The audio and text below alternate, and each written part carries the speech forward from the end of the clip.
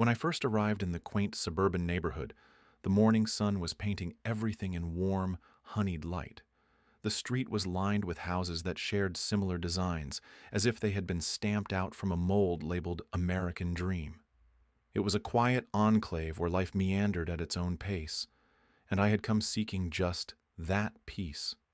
My new haven was nestled right next door to an unassuming beige house, as neatly kept and unassuming as the others, at least at first glance. I hadn't even stepped inside when I felt the first prickle of vigilante scrutiny. Across the neatly trimmed hedges, a figure emerged. A woman with a pinched face and sharp eyes that seemed to tally every detail that dared to deviate from her mental ledger. She was the self-anointed guardian of this orderly realm. The neighborhood called her Karen, a name that seemed to cling to her with the tenacity of a well-worn sweater, and it was clear she wore it proudly. Karen's first action was as swift as it was petty. The movers had barely begun unloading my modest belongings when she appeared, clipboard in hand like a captain inspecting her ship after a storm. Her eyes darted over each piece of furniture, each box, calculating their compliance with some unwritten rulebook. I observed her from a distance, a silent spectator to her one-woman show. Each scribble of her pen seemed to punctuate the air with disapproval. My instinct was to greet her, to introduce myself with the kind of neighborly warmth one hoped to extend, but intuition whispered caution. Instead, I remained a ghostly presence on my own lawn, watching as she disappeared back into her domain, likely to add my transgressions to her ever-growing list. Her first report to the HOA was swift and predictable, a violation for the audacity of my welcome mat, which bore a cheerful "hello" that apparently clashed with the neighborhood's aesthetic. It was a laughable offense, really, one that I met with a quiet smile. There was no point in mounting a defense or engaging in a battle of wills. I had weathered far greater storms than a neighborhood watchwoman with a penchant for petty tyranny. As the days unfolded, her actions became a part of the suburban rhythm. Each morning, Karen would glide past my window, her presence a shadow on the periphery of my new life. I began to anticipate her visits, the way one might expect the morning paper tossed onto the driveway. Her complaints multiplied like dandelions in spring, each rooted in a soil of rigid rules and narrow vision. Yet, for every action, there was my response. Or rather, my lack of one. I found an odd peace in the silent resistance, in the refusal to be baited into conflict. Her attempts to enforce conformity were met with a quiet defiance, an acknowledgement of her presence without the escalation she sought. It was a dance of sorts, one that required neither footwork nor music. In the evenings, when the sun dipped low and shadows stretched long, I would sit on my porch, cradling a cup of tea and observing the world through a curtain of dusk. The neighborhood was a patchwork of lives, each thread interwoven with the others, yet separate. And in this tapestry, Karen was but another stitch, one that I would not unravel. I watched as she orchestrated her small rebellions, rallying the HOA troops with the fervor of a general. Each maneuver was a piece in her game, a chess match played on a board of lawns and fences. But in this contest, I was content to be the quiet observer, the player who chose silence over spectacle. For now, it was enough to let the story unfold, to let the neighborhood settle around me like a comfortable cloak.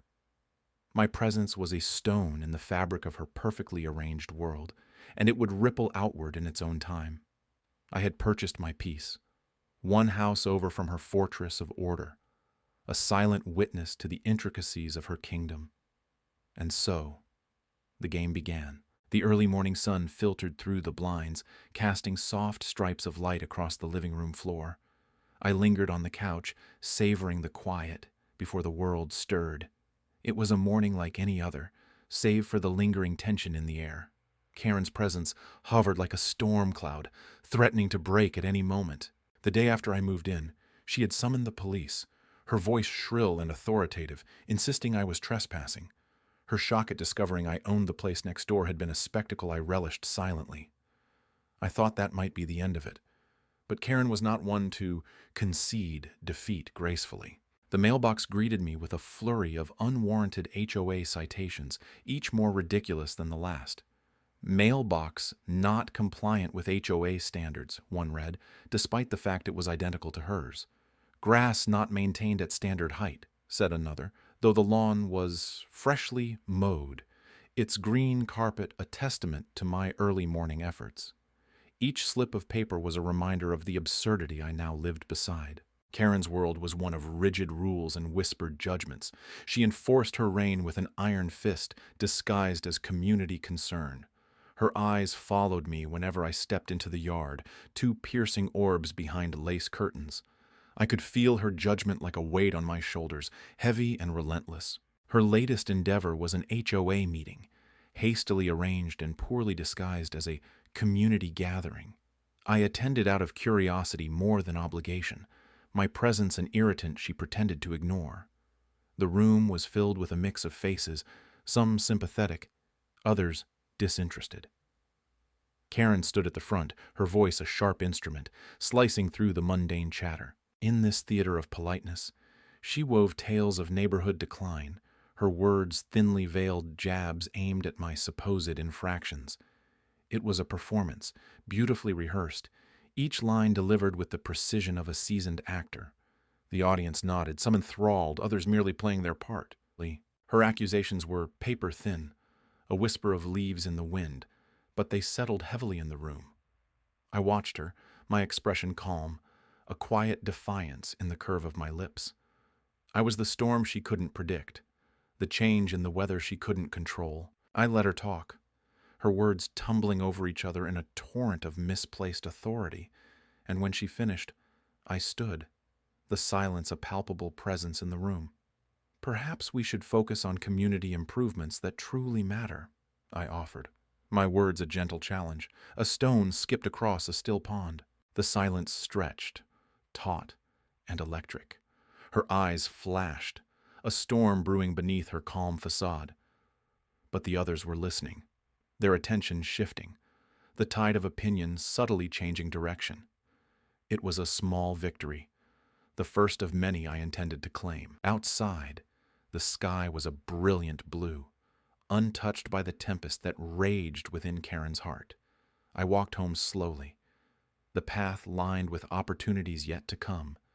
The battle was far from over, but the anticipation of each move, each countermove, was a game I found surprisingly thrilling. In the quiet of my home, I pondered the unexpected twists life delivered. Karen was a formidable opponent, but I was patient, a rock eroded slowly by the relentless waves. The irony of our dance was not lost on me. Her rules, her gossip, were hollow weapons, wielded with fervor but lacking in true substance. I settled into my chair, the weight of Karen's presence a mere whisper now. The future stretched before me, an unwritten story waiting to unfold.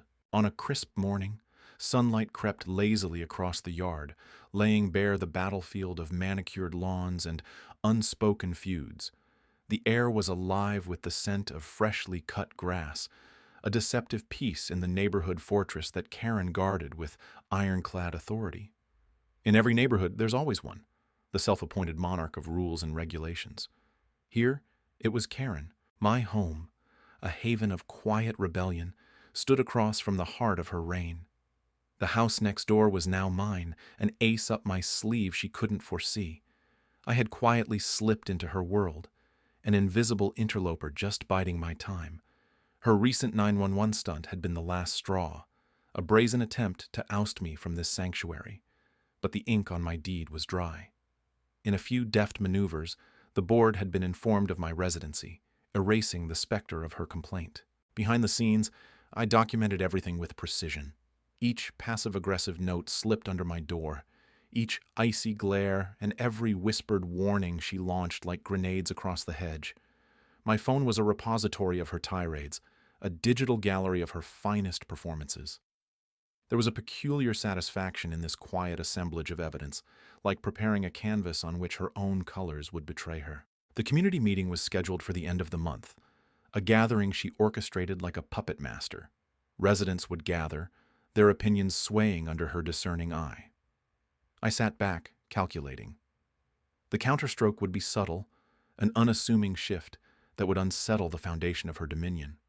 The wheels were in motion, and the day of reckoning approached with the inevitability of a storm. The morning of the meeting, I stood before the mirror, adjusting my tie, every movement deliberate and measured.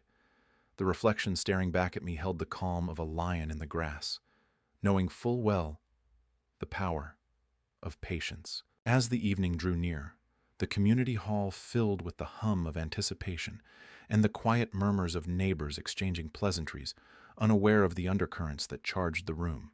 Karen presided over the gathering with her usual air of entitled grandeur, a queen without a crown but with a gavel. When the floor opened to new business, I rose, my movement catching her eye. Her expression twisted for a fraction of a second, a flicker of annoyance masked by a polite smile. I stepped forward, clearing my throat, the room quieting in expectation. The words came slowly, each one a deliberate arrow aimed at the heart of her empire. I observed her reaction as I recounted my purchase of the house next door, detailing my plans for a harmonious future in our shared community. The whispers started then, a ripple through the crowd, like wind through leaves, gradually picking up momentum as understanding dawned. Karen's smile faltered, a crack in her porcelain facade. And then, the pièce de résistance, my documented evidence. I offered it to the board members, a dossier of her misdeeds, her voice twisted over countless recordings, each one a testament to her reign of terror. It was not revenge, it was revelation. Her face blanched, the composed mask slipping to reveal the simmering outrage beneath. A silent collapse of her empire, the foundations crumbling under the weight of her own arrogance. Her voice, usually a sharp knife, was now a dulled blade, ineffective against the tide of disapproval slowly building against her. I met her eyes, offering a silent truce, a chance for her to retreat gracefully. But the room was already moving on, the balance of power shifting as neighbors whispered and nodded, the tide of opinion turning. The evening drew to a close with quiet murmurs of change, the seeds of a new order taking root. Order. As I stepped out into the cool night air, a sense of calm washed over me. Karen's kingdom had been dismantled, not by force but by the gentle persistence of truth. The neighborhood felt new, alive with the promise of change. Her empire had fallen, and with it, the certainty that not all battles are fought with swords. Some are won with patience and the quiet power of truth. The morning sun cast long, golden fingers through the blinds of my new living room, gently warming the hardwood floors. I surveyed the room, teeming with boxes that were still strangers to their intended places. Each box bore a handwritten label in dark marker, my scrawled script, an indication of future organization rather than present chaos. The air was thick with the scent of cardboard and opportunity. Karen's voice, authoritative yet tremulous, had echoed through my mind ever since that day. Her audacity had been a spectacle, a performance not easily forgotten, yet even as the memory of her 911 call lingered like a persistent aftertaste, so did a quiet sense of vindication. The house next door was mine now, a truth both simple and profound. Outside, the neighborhood stirred to life. Cars rumbled to work, children chattered on their way to school, and the world continued its relentless spin. I watched from the window, feeling the pulse of the community. There, at the edge of the lawn where my territory met Karen's, tension hummed like a live wire. Neighbors began to notice. Perhaps they sensed the subtle shift in the air. Karen's empire, once unchallenged, now bore the marks of a rival. Her reign of enforced conformity and rigid rules faced an unlikely foe, the quiet, steadfast force of a new homeowner, unbowed by her theatrics. They watched me with curiosity, these neighbors. Eyes flitted across lawns during morning strolls, whispers carried on the wind, curling into my ears like wisps of smoke.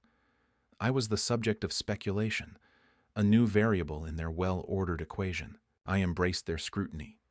There was power in being the unknown, in allowing imaginations to run wild. It was a mantle I wore lightly, a silent reminder that change was inevitable. Karen didn't take well to change. I'd seen her storm past my window, her stride quick and purposeful, each step a punctuation mark of indignation. She was a force of nature, but so was the slow erosion of old mountains by patient rivers. I fancied myself the river, wearing away at her certainty with each day I remained. In the evenings, when shadows lengthened and the world sighed into dusk, I worked on the porch, hammering nails, painting railings, a tactile symphony of improvement and defiance. The rhythmic thud of the hammer felt like a heartbeat, steady and unyielding. Neighbors passed by, offering nods and the occasional wave. They were cautious, caught between the familiar and the new, yet intrigued by the possibility of an ally in their midst. One afternoon, as I painted the last stroke of a fresh coat on the porch, I caught sight of Karen. She stood across the street, arms folded, her expression a mask of control fraying at the edges. There was something almost theatrical about her defiance, a tragic hero in a play of her own making. Then, in a moment of boldness or folly, she approached, her footsteps crunching on gravel. Our eyes met, and the air between us crackled with unspoken words. I held her gaze, steady and unflinching, and offered a slight nod. It was an acknowledgement, an invitation for dialogue or détente. "Welcome," she said, her voice carrying the weight of reluctant truce. The word hung in the air, a small concession in the ongoing battle for balance. I nodded again, a silent promise to uphold the unwritten rules of neighborly conduct, not those laid out in bylaws and directives, but those etched in shared humanity. As she turned to leave, the tension eased, a taut string releasing its tension. The neighborhood exhaled, returning to its routine, yet subtly altered. The quiet power of presence, I realized, was often more profound than the loudest proclamation. The winter sky cast a pale gray light over the neighborhood, the kind that hinted at snow but never quite delivered. A chill clung to the air, wrapping the cul-de-sac in a frigid embrace. It was the kind of day where the world seemed to hold its breath, waiting for something to break the silence. In the absence of chatter from the sidewalks or the hum of lawnmowers, the neighborhood was painted in shades of muted gray and white, a still life waiting for its moment of chaos. Karen's house stood as meticulously maintained as ever, like a cake too perfect to cut into. Her car, freshly polished, glistened with the smug satisfaction of belonging. I watched from my window, the one that now looked onto hers, with the kind of serenity that comes only from knowing the cards are stacked in your favor. The legal steps I had taken were quiet, unassuming. A series of documents, carefully crafted and passed through channels that Karen wouldn't bother to understand. She thrived on noise and spectacle, the drama of confrontation. My weapons were subtler. A new zoning ordinance here, a revised community guideline there. It was amazing what a few well-placed signatures and an understanding of the system could accomplish. I had learned that true power often resides in patience and the quiet turning of gears. Karen didn't notice at first. She continued her patrols, clipboard in hand, like a general surveying her troops. But slowly, the signs began to manifest. A neighbor who ignored her ceaseless reminders about lawn care. A garden gnome rebellion that spread from one yard to the next. Small acts of defiance, ripples in the pond, all orchestrated with precision. Her grip on this small kingdom began to slip, ever so slightly. She felt it, I knew. The way her eyes darted around the street, searching for some unseen threat. She was a queen besieged, her power undermined by shadows she couldn't name. It was deliciously ironic. On the day the HOA meeting was scheduled, the air was thick with anticipation. The community center was alight with murmurs and whispers.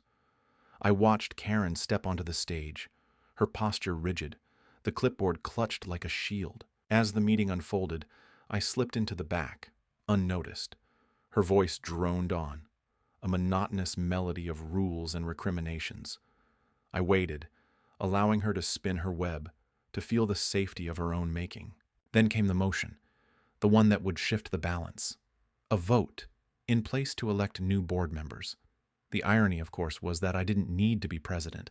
I just needed to be there, a quiet voice among the many, guiding the conversation, steering the ship. When the vote settled, a new board emerged. Karen's face, a mask of disbelief, was a painting of poetic justice. Her reign, seemingly eternal, had crumbled with a single decisive act. Her defeat was met not with cheers, but a quiet, Collective sigh of relief. The neighborhood released its breath, the tension that had hung over it like a storm cloud dissipating. I watched her leave, her steps heavy with the weight of her own undoing.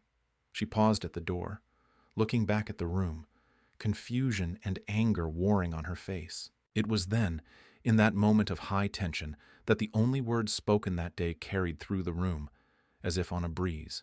A soft, almost sympathetic, "Change is hard." The irony wasn't lost on me. I had become the quiet force of change she never saw coming, and as she retreated into the muted gray of the day, I turned back to the room, ready to help guide them into a new chapter. The story had unfolded in silence, but the echoes of change were unmistakable. The morning sun cast long shadows over the quiet street, a gentle reminder that life continued its unyielding march. In the days after my confrontation with Karen, a subtle shift had settled over the neighborhood. The air tasted of renewal, like the first crisp breath of autumn after a sweltering summer. The community, once tense and divided, began to knit itself back together, each thread a neighbor reclaiming their space, their voice. The rhythm of life resumed, a collective heartbeat that pulsed with the promise of change. It was as if the very ground beneath our feet sighed in relief, eager to shed its burden. Karen, for all her bluster and bravado, had been sidelined. Her influence, once a looming shadow, had withered to a mere flicker. People began to see through the veneer she had so carefully crafted, glimpsing the insecurities that lay beneath. She stayed indoors more often, the once frequent curtain twitches now sporadic. Her absence, surprisingly, was a balm. I often found myself wandering the neighborhood, observing this quiet transformation. The gardens were more vibrant, tended with newfound enthusiasm. Conversations flowed freely, laughter echoing where terse whispers had once reigned. I marveled at the resilience of community, how it could bend without breaking, how it could heal. There was power in ownership, I realized, not just in the bricks and mortar of a house, but in the ownership of one's place within a community. I had quietly claimed my space, not through confrontation, but through presence. I was a part of this tapestry, woven in by shared experiences and mutual respect. Yet, as I passed by Karen's house, I felt a tug of melancholy, an understanding that even the most obstinate souls yearned for connection. Her fortress, so meticulously maintained, now felt like a relic of a bygone era. I wondered if she, too, felt the winds of change and what it might mean for her. As if in answer, the door to her house cracked open one morning, revealing her silhouette against the warm glow of the interior. There was no dramatic confrontation, no exchange of barbed words, just a moment of quiet acknowledgement, a silent truce. I nodded, a gesture simple, yet profound. In that moment, I saw not just Karen the adversary, but Karen the person, imperfect, like all of us, seeking her place in the world. There was irony in that revelation. The woman who had once sought to cast me out now stood on the threshold of her own transformation. With each day, the boundaries we had drawn began to blur. The community was no longer a battlefield, but a shared sanctuary. We had weathered a storm and emerged stronger, more united. The future stretched before us, a canvas waiting to be painted with the colors of our collective dreams. The past was a story we had lived, but the future, the future was ours to write. As I walked back to my home, I felt a sense of peace, a quiet certainty that we would get it right. We were, after all, a community reborn,